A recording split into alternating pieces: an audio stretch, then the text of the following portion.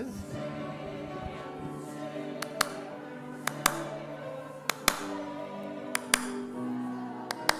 I can see it's not synced. Anyway, I know what it means. Okay, so I referenced a poem. Paul is going to get up and read that from this mic. You probably know that already, but that's why it's there. Paul is going to be the reader, and then she'll leave, and I'll keep talking. Okay, great. We'll see how it goes. Sure. Maybe it'll work.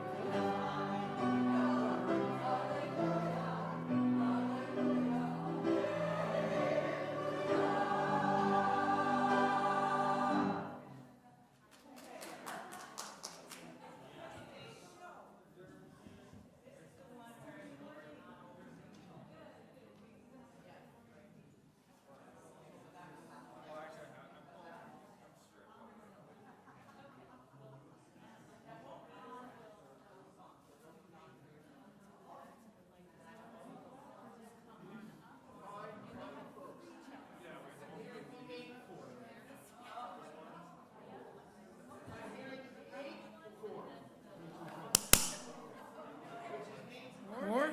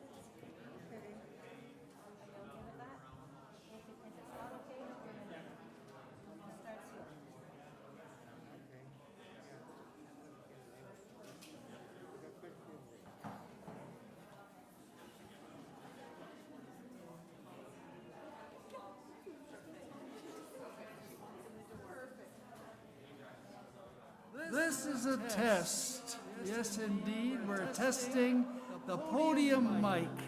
Isn't that exciting? Have you ever heard such an excellent test of the podium mic?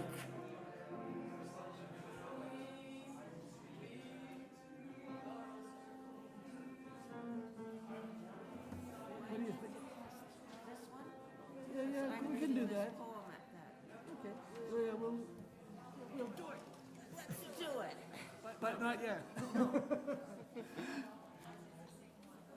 You okay? Do you want some more testing of the podium mic by any chance? Martin? Yeah? Are you okay?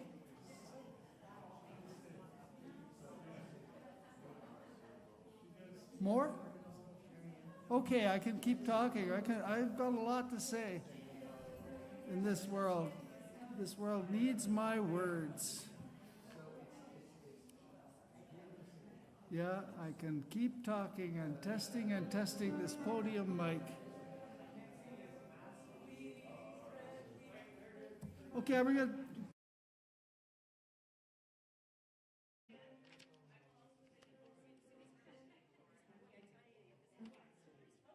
Who made the world? Who made the swan and the black bear? Who made the grasshopper? This grasshopper, I mean. The one who has flung herself out of the grass, the one who is eating.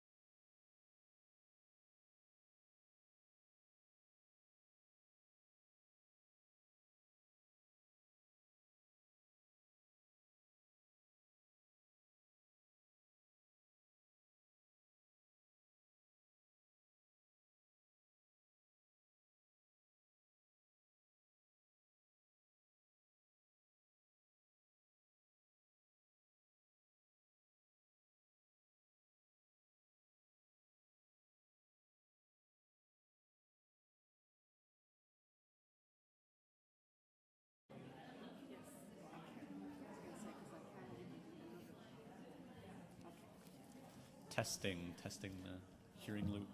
If you hear the hearing loop.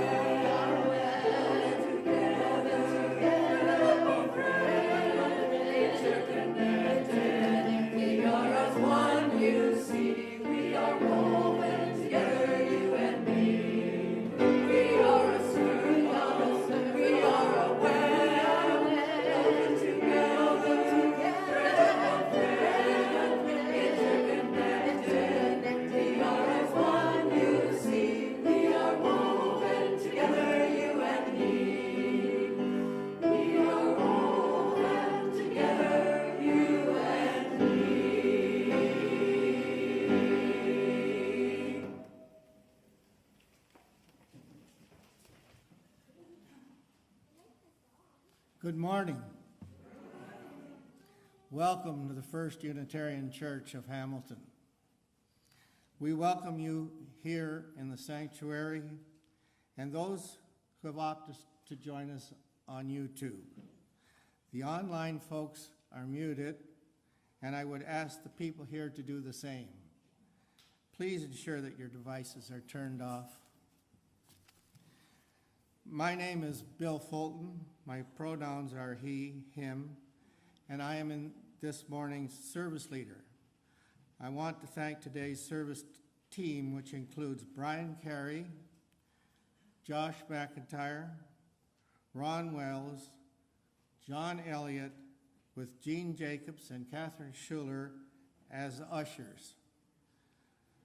And our music ministers are Cindy Carey, the First Hamilton Choir, and our music accompanist is Jeffrey Pollack. Whoever you are, whomever you love, wherever you are in your journey of faith or search for meaning, today you are one of us. And you're welcome in this house of worship. Our mission is to nurture one another, serve the community, and inspire action to heal the world. We are not the first people on this land, nor will we be the last. We acknowledge our connection to the web of all existence, honoring the past and preparing for the future. The stewardship of the original people who lived here preserved this place for our generation. We seek to be respectful stewards of this place for those who follow.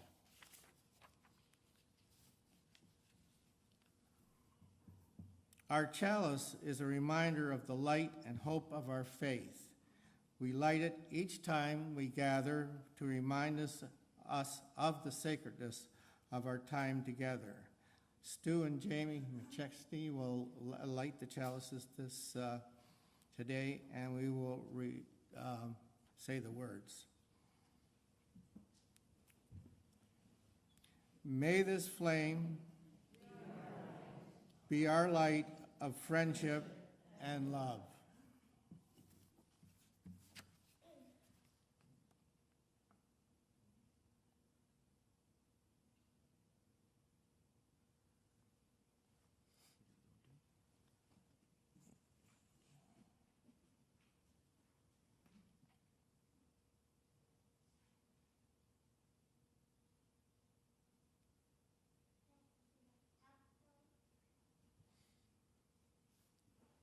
Light the children's too.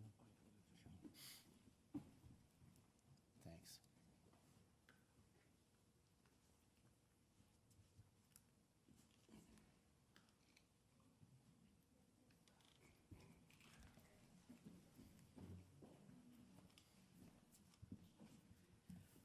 Good morning. It is good to be with you again on this really seriously fall morning.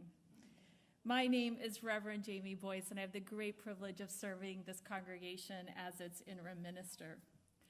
Welcome to all those gathered here and those joining us online. We are so happy you are with us today. If you're new to our community, I encourage you to stop by our welcome table outside to learn more about who we are and our programs here at First Hamilton. If you're joining us online, you can drop an email to info@uuhamilton.ca, and we will follow up and invite you to join us in person and in the digital world. This morning, we gather to celebrate and renew our commitment to widening the circle of concern, to notice the changes and shifts we are called to engage with humility, courage, and enthusiasm. Let this day remind us of the urgency of this work, to open our arms wide and welcome the miracle of change. Let us gather for worship on this glorious day. In the spirit of hospitality, I invite you to welcome your neighbors here in the community, in the sanctuary, and if you're joining us online, I invite you to drop a note in the chat to say hello. So welcome, welcome.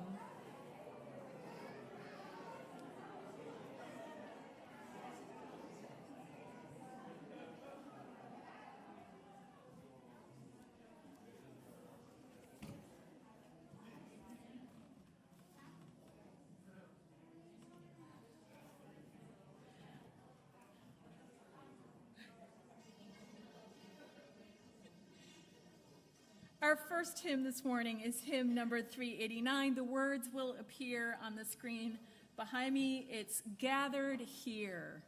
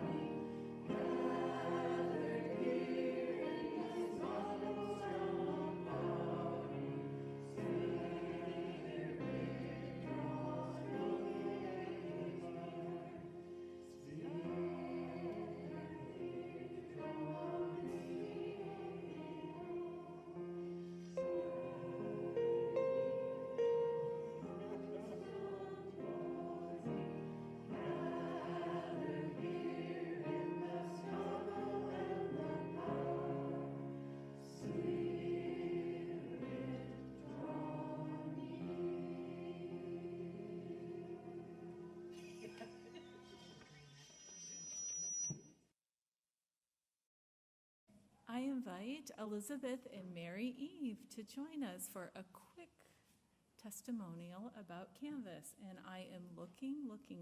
There's Mary, and here's Elizabeth. Thank you.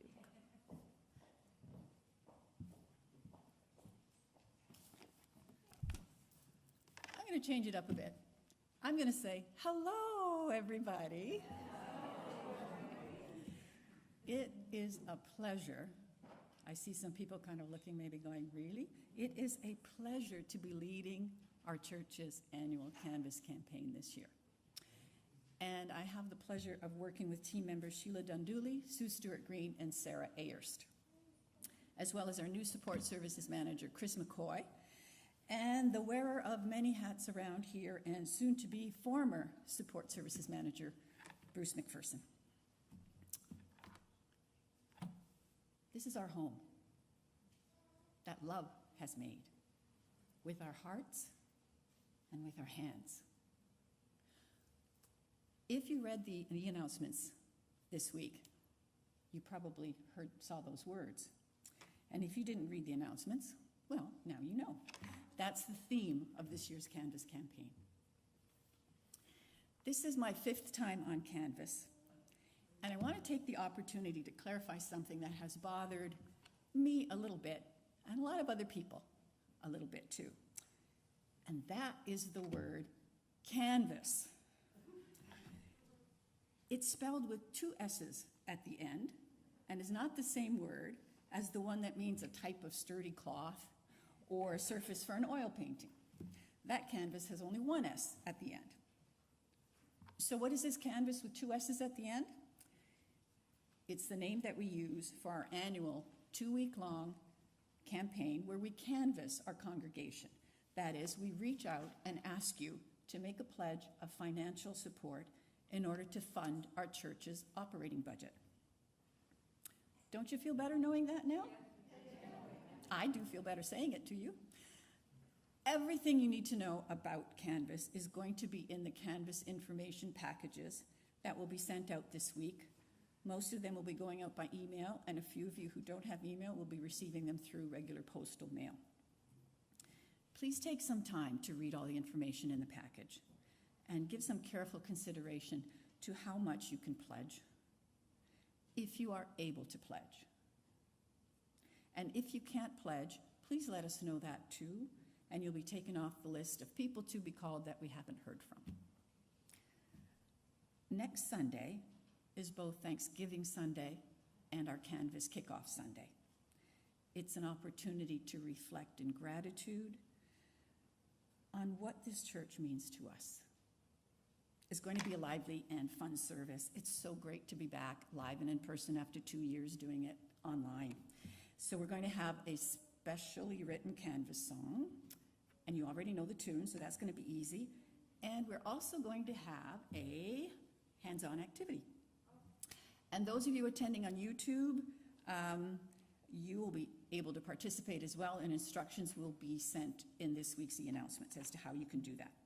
So, if you have any questions about Canvas or church finances, or just want to come over and say hello or give a hug, I'll be at the Canvas table in the foyer right outside these doors after the service.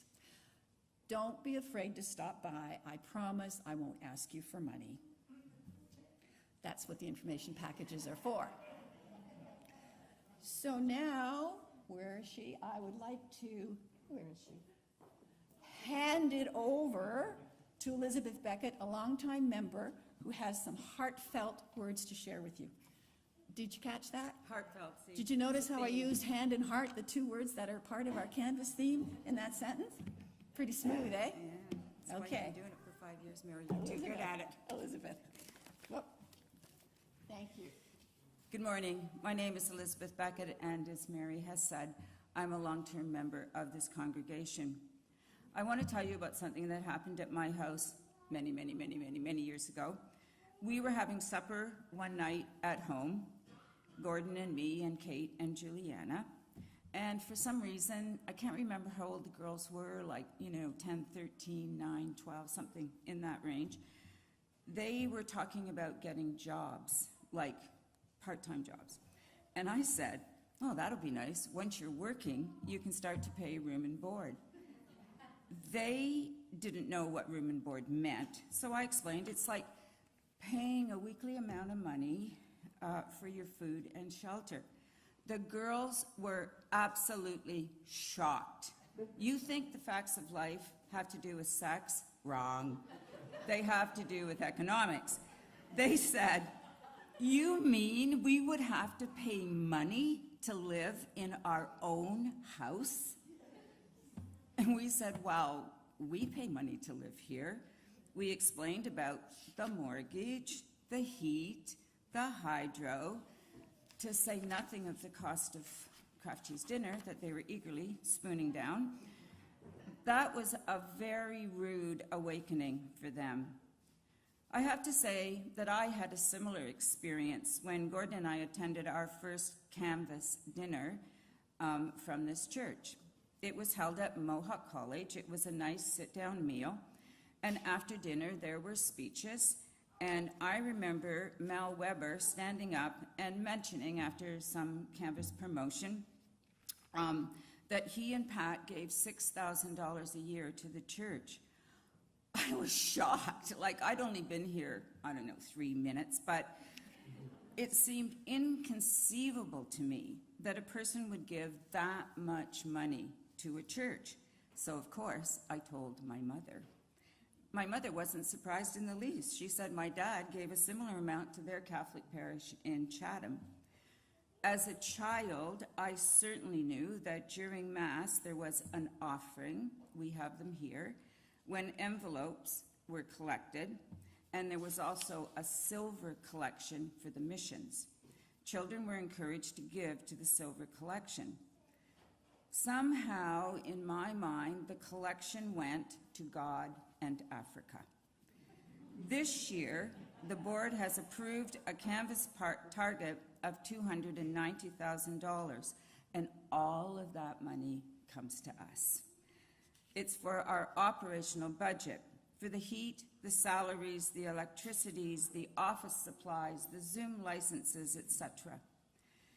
Contributing to Canvas according to your ability is like paying room and board. It is a recognition that as adults, we have the responsibility to contribute to this church that we have built with our hands and our hearts.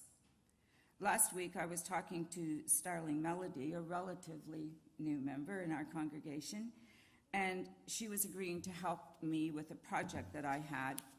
And she said, I guess being a member has some responsibilities too.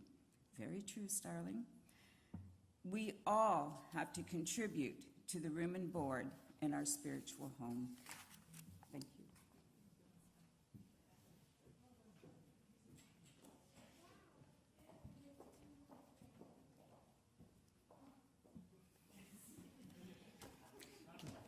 Morning.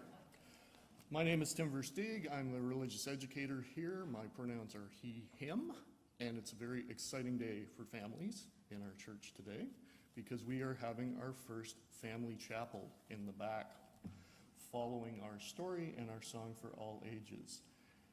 Kids and youth, you are encouraged to bring your adults back with you because this is an opportunity for families to worship together, to not worry about where the camera angles are and who's on screen and who's not, and for those kids to start to learn similar traditions from the Unitarian Universalist tradition. Jamie McChesney, who is our chalice lighter this morning, is also my worship assistant back there today. And I also want to recognize Grace Riddell, who's providing our music ministry today. Our story for all ages is We All Belong.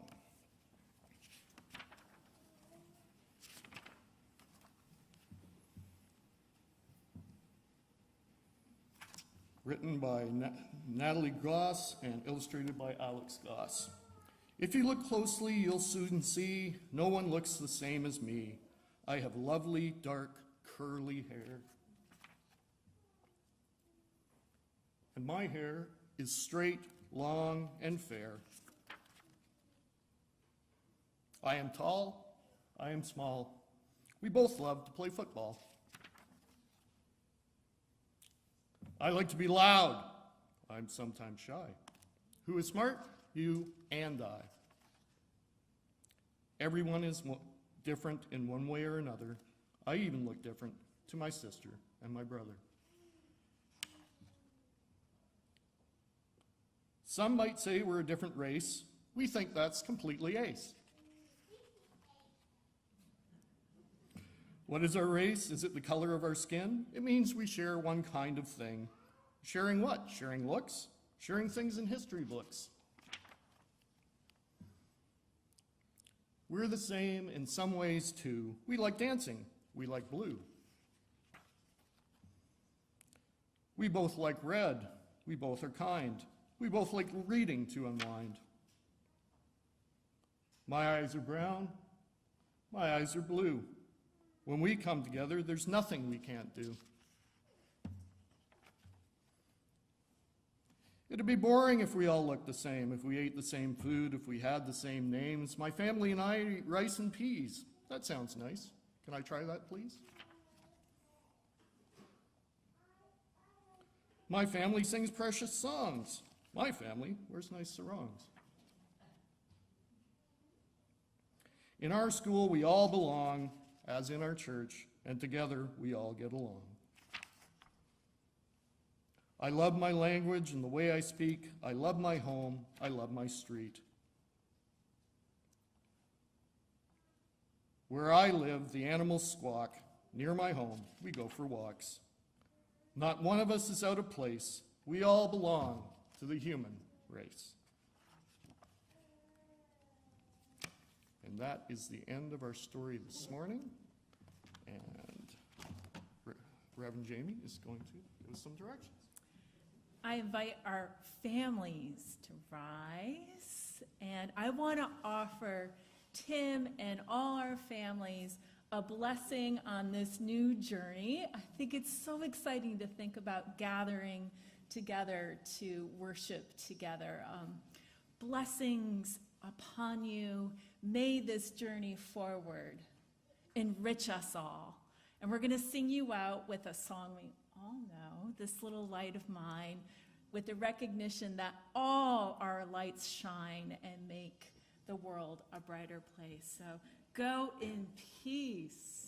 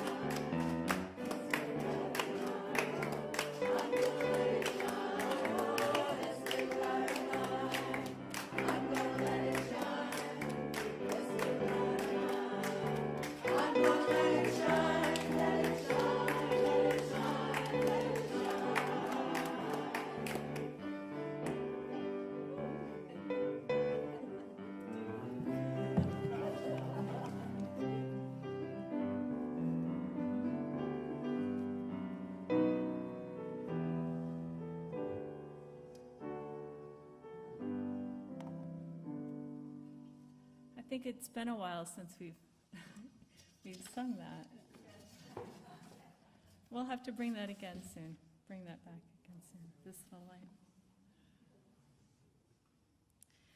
I invite us to turn to a time of quiet, to drop in to a place of reflection, meditation, contemplation. Take a breath. Allow our thoughts to float by, noticing each one. Returning back to an inner quiet, a stillness perhaps. Give yourselves permission to rest, body, mind, and soul in this gentle place for just a moment.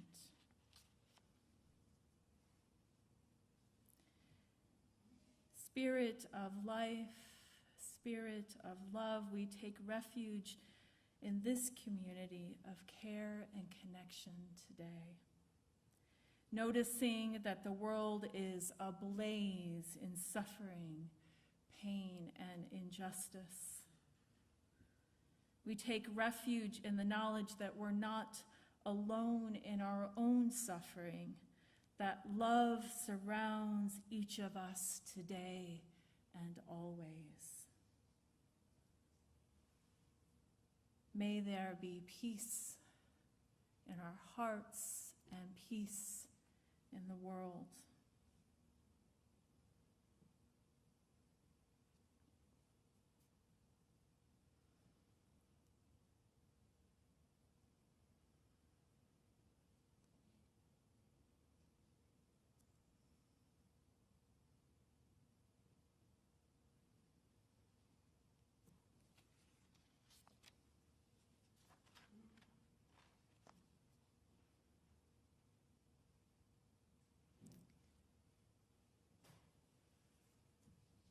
As we enjoy music for meditation, I invite you to come forward and light a candle of joy or sorrow.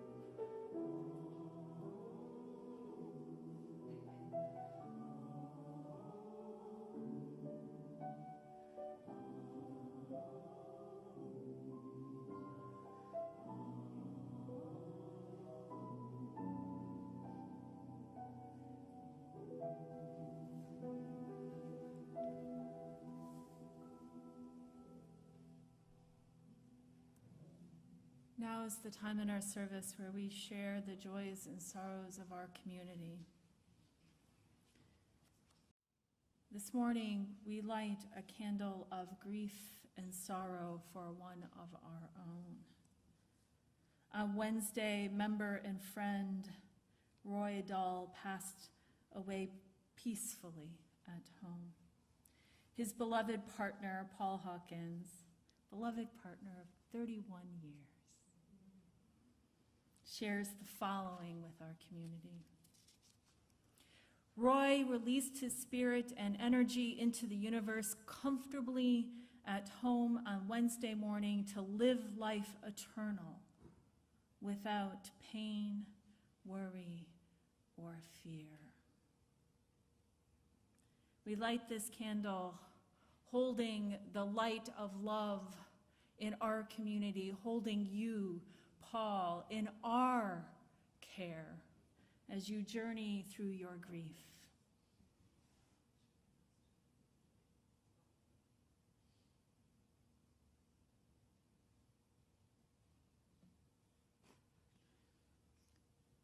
These flowers arrived this morning for Roy and for you.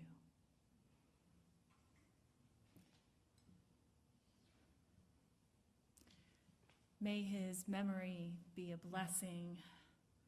May the legacy of his love ripple into the world.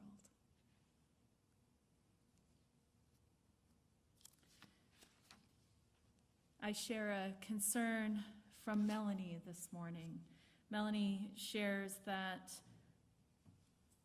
their nephew, who is in hospital in Albuquerque with anxiety and depression,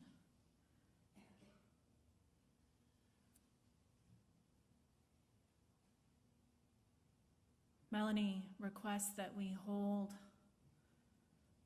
her nephew in our thoughts and in our hearts, and knowing that the journey is challenging and sometimes heavy and difficult. Melanie, we are with you as you hold that in your family.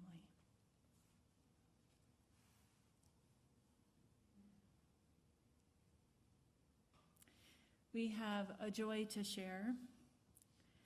Kate Hicks shares that she is very joyful to be on the other side of knee surgery and is resting and recovering, and looks forward to being back on her feet soon. She would enjoy receiving notes and good wishes for recovery from the congregation. You can find her information in our directory. We know that there are joys and sorrows among us that are too tender yet to share. We hold those inside this beloved community, knowing that when the time is right, we are here for each other in our sorrow and in our excitement. We hold all those prayers lifted up with the lighting of the candles in our hearts.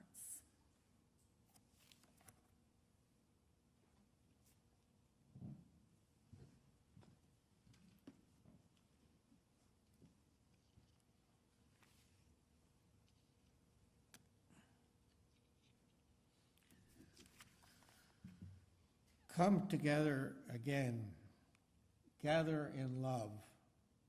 Light the fire of hope, build the foundation. Commit together again, gather in truth. Light the fire of freedom, build the entryways. Continue together again, gather in community. Light the fire of the future, build the shelter.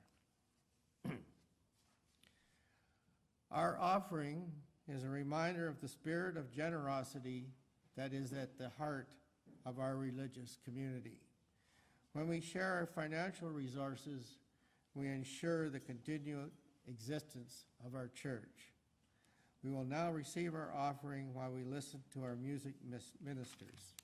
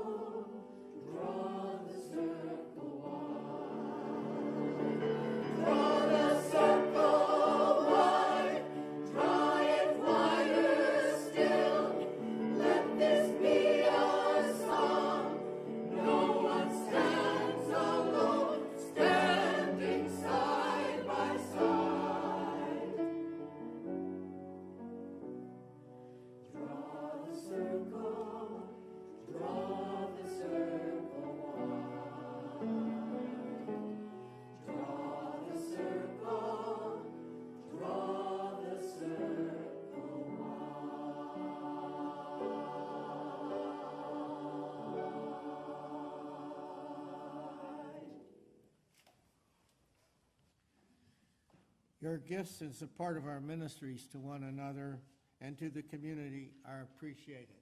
Thank you.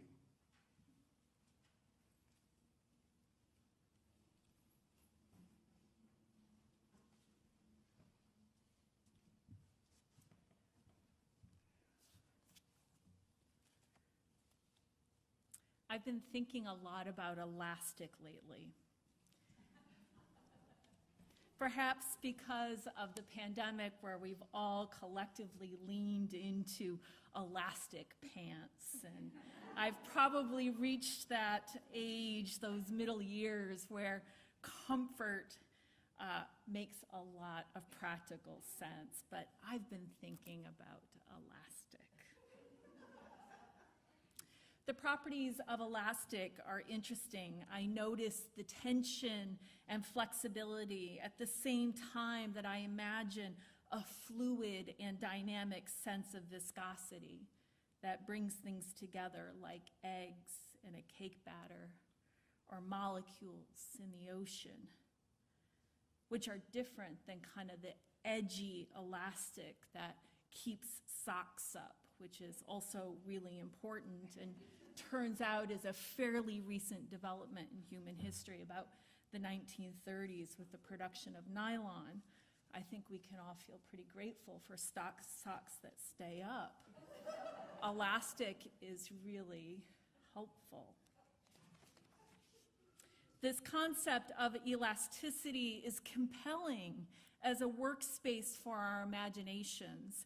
It has movement and flexibility, openness that maneuvers change, but also has limits. It keeps its shape, and yet it can hold other shapes with it. Elasticity is bouncy and resilient, and it makes me think about how we are changing as a congregation and as a denomination. Changing to become more inclusive, welcoming, and invitational in our community building, especially as we claim radical belonging in our lives together. Elasticity is a compelling workspace for our imaginations. So I wonder, when was the last time you accepted an invitation? Maybe an invitation that came in the mail, or maybe it arrived via email or text message, but it was an offer to attend something important, perhaps a wedding, a birthday party, an event, dinner with friends, a workshop, a walk, a conversation, a moment, a time to connect. When was the last time you accepted an invitation?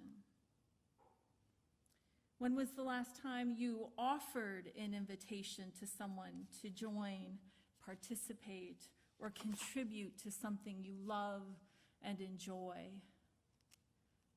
How does it feel to be genuinely invited and to generously offer invitations to connect?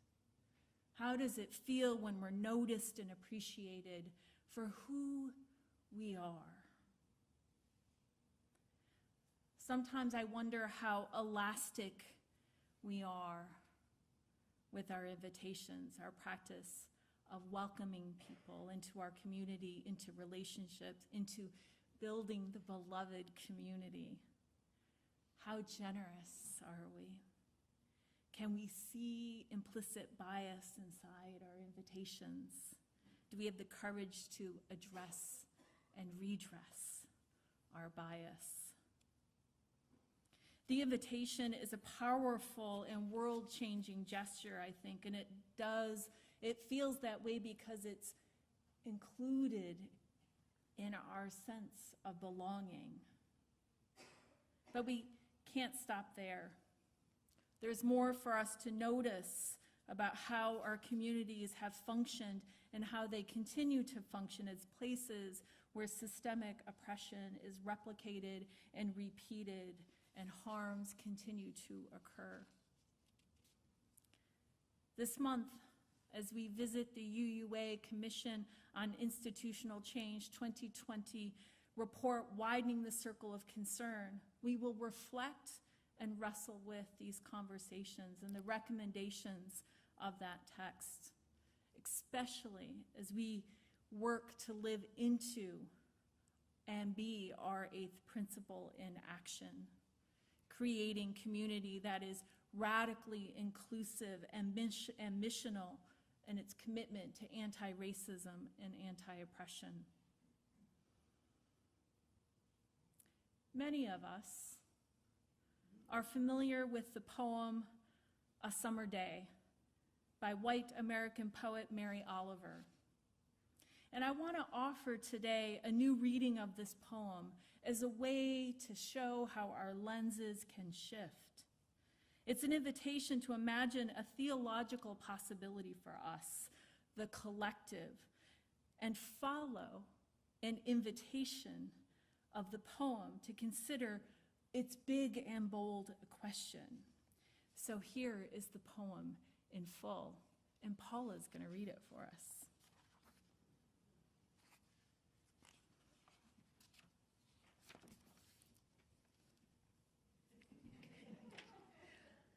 The summer day. Who made the world? Who made the swan and the black bear? Who made the grasshopper?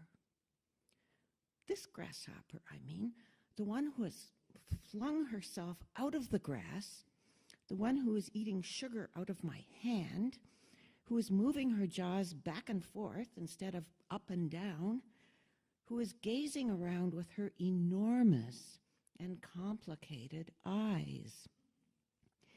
Now she lifts her pale forearms and thoroughly washes her face. Now she snaps her wings open and floats away. I don't know exactly what a prayer is. I do know how to pay attention,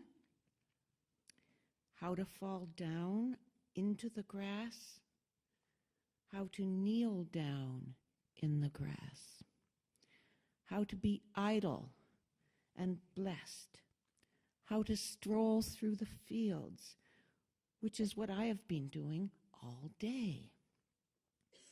Tell me, what else should I have done? Doesn't everything die at last and too soon? Tell me, what is it you plan to do with your one wild and precious life?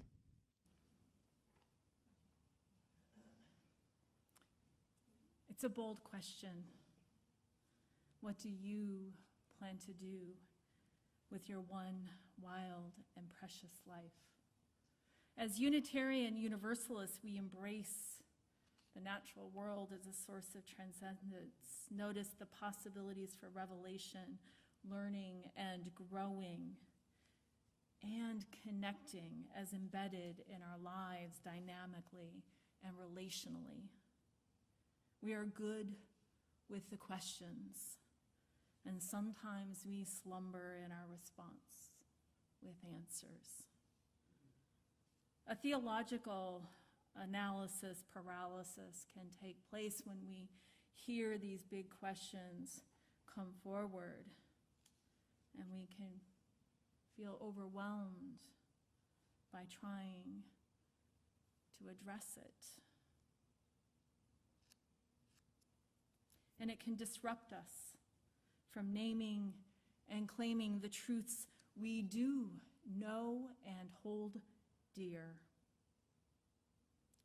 Widening the circle of concern calls us to see familiar things in new ways, to examine who we are and what we think we are up to in the world with new critical questions, to reevaluate our positionality and then adapt, change, and transform ourselves to practice elasticity. We have a commitment to live into the liberational love of our free faith and invite the world to join us along the way.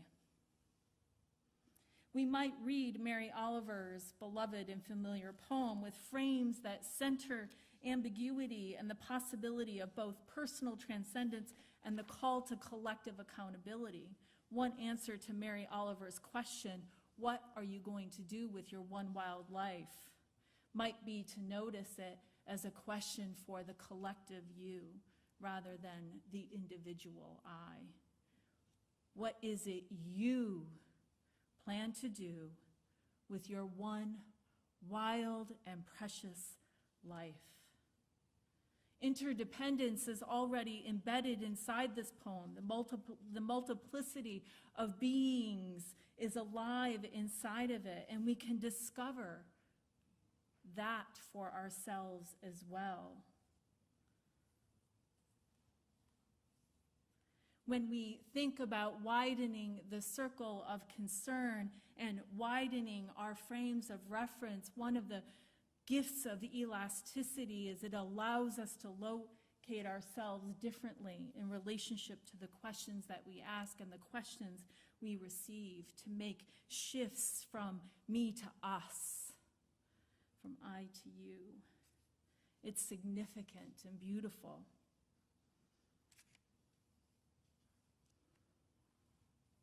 As we continue to explore widening the circle of concern this month and get nuance to the calls and requests that we have before us, we might continue to explore how elastic we're feeling, how agile. We notice ourselves where we see our limits, where we see our flexibility. Are we like the ocean? Are we like this rubber band we want to constrict a little bit?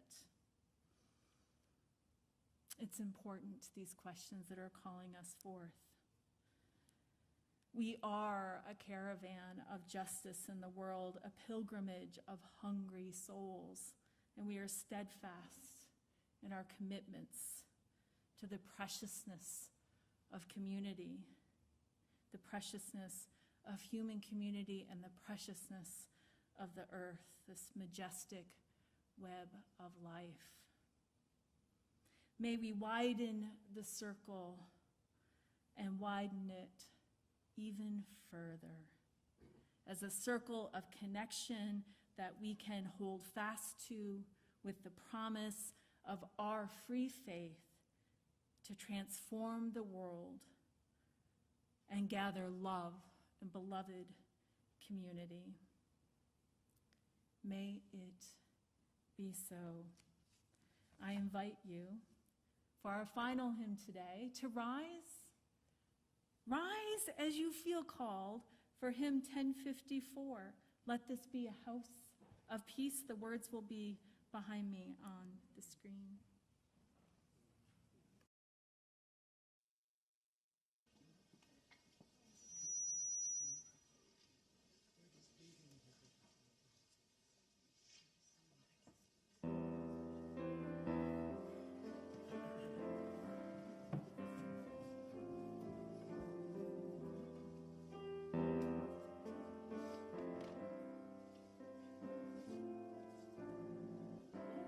Be a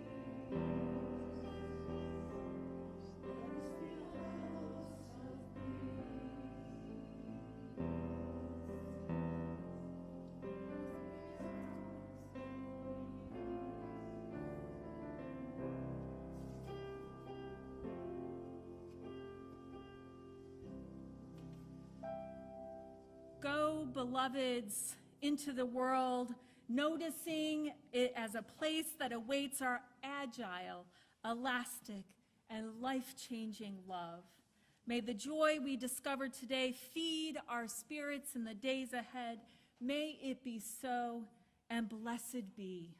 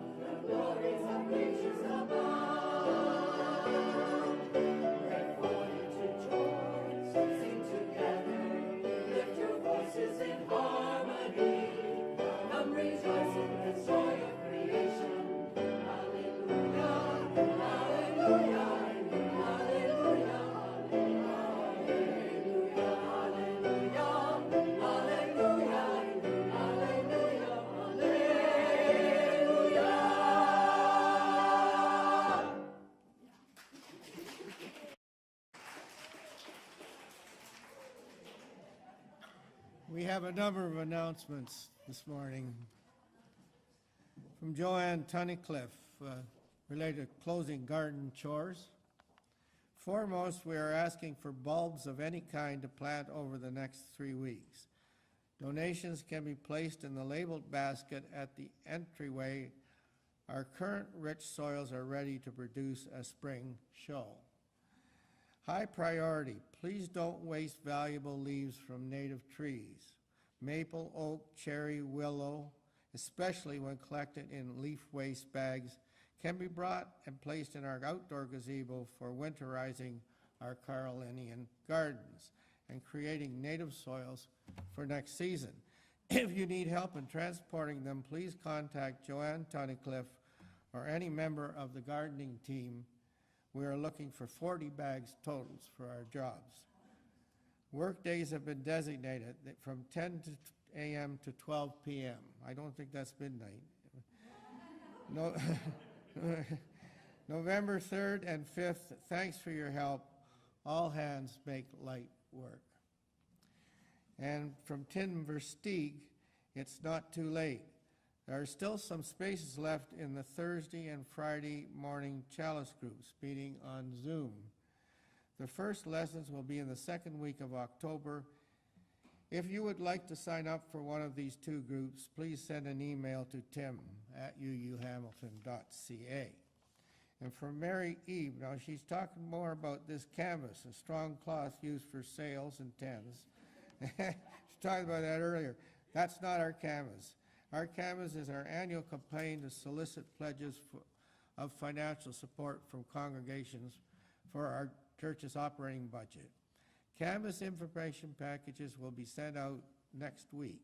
Save the date. After 2 consecutive years of online Canvas campaigns, The Canvas team is excited to invite you to our in-person Canvas kickoff service on Thanksgiving, Sunday, October 9th. It will be a lively service around the theme, "This is our home, which love is built with our hearts and with our hands," and will include a specially written Canvas song and hands-on activity. We hope to see you there to share in the gratitude, joy, and love of being together again as a spiritual family in our spiritual home. Bev Horton, Transforming Hearts Collective Presentation. Alex Capitan and Theo Drake of the Transforming Hearts Collective invite you to a virtual inclusivity forum on gender expressions, identities, and biases on Wednesday, October 5th from 7 p.m. to 10 p.m. Eastern Time. The website address for the registration will be included in the all-church email and is available from Beverly Horton.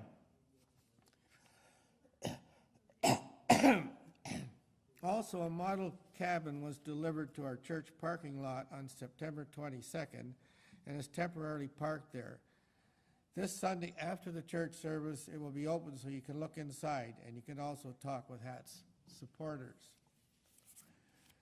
The visitor and congregate engagement team invites you to join together for a walk and talk event. Meet in the church parking lot Wednesday evenings at 6:30 throughout the month of October. Individual mobility and stamina will be accommodated.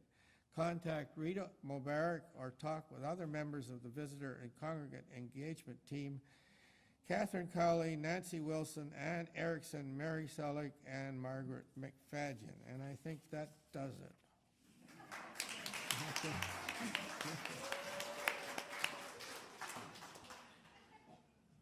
I promised HATS that we would end exactly at 11:30, and we're really close. So thank you, choir, for bringing your voices to us today. Thank you. Thank you so much. And thank you to our tech team. Go in peace, beloveds. Go in peace.